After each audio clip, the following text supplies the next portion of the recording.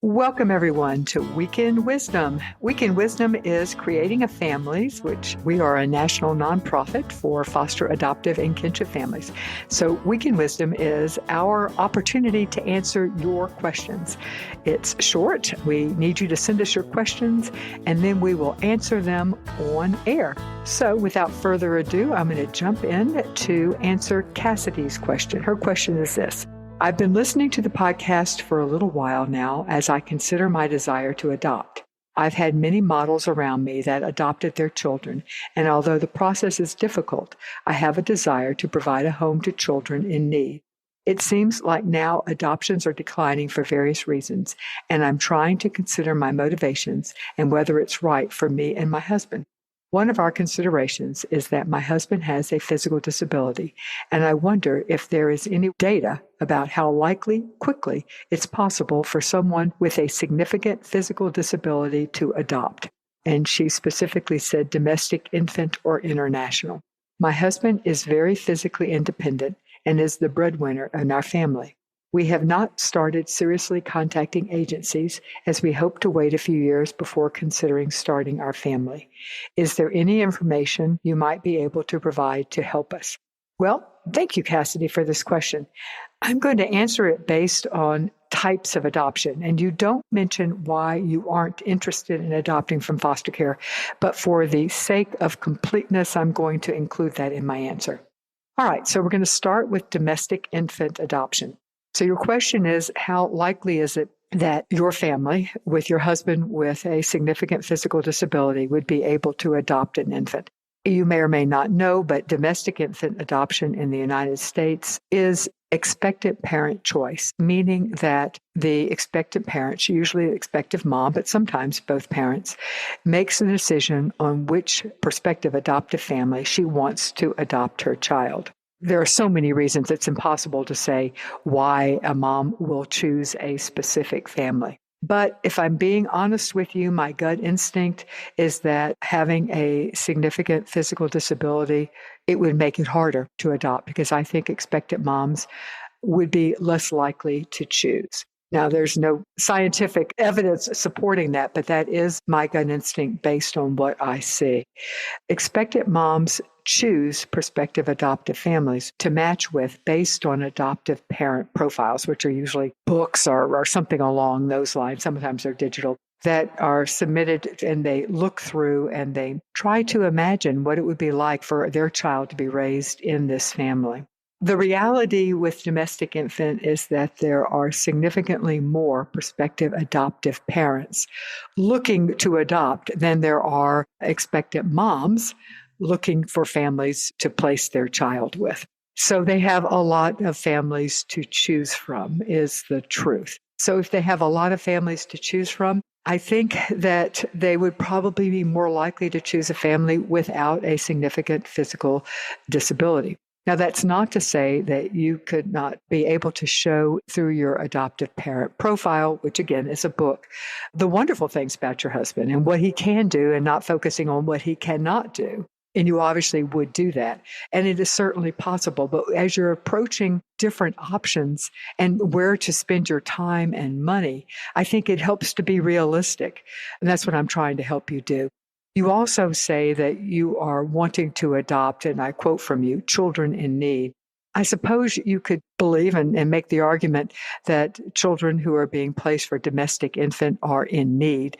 But since there are so many families in line to adopt these kids, that would kind of belie that belief. So I throw all that out there for you. Now, you also talk about the possibility of international adoption and whether somebody with a physical disability would be able to adopt internationally. And that is totally dependent on the country.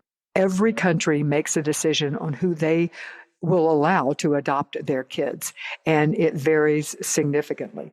You can get a general idea of what countries will allow from the medical and physical aspect from the Creating a Family adoption charts. You would go to our website, creatingafamily.org, and in the horizontal menu, hover over the word adoption, and then click on adoption charts. And we have detailed information on the 10 top placing countries to the U.S. So that's one way But we don't go into a lot of detail. So your best bet is to contact a couple of international adoption agencies, explain your situation, and just ask them. They truly have a finger on the pulse of what the countries are allowing. And if they have programs in multiple countries, which most do, they can also tell you which countries would be more open to your family. So that would be your best bet then. We have a number of partners that are international agencies, and I would encourage you to look at those partners, if for no other reason than because they believe in our mission of providing you unbiased, research-based information, and they put their money behind that. To find our partners, you would go to our website, creatingafamily.org, hover over in the horizontal menu the word resources, and click on partners. All right. And then you don't mention foster care adoption, but I'm going to answer that anyway, just for others who are listening. There are two ways to go about adopting from foster care. One, there are over 100,000 children who are waiting in foster care for a permanent family. If you're looking for children in need, again, quoting from you, these children are in need. Their parental rights have been terminated, or the decision has been made that their parental rights will be terminated, and they are looking for a family to adopt these kids.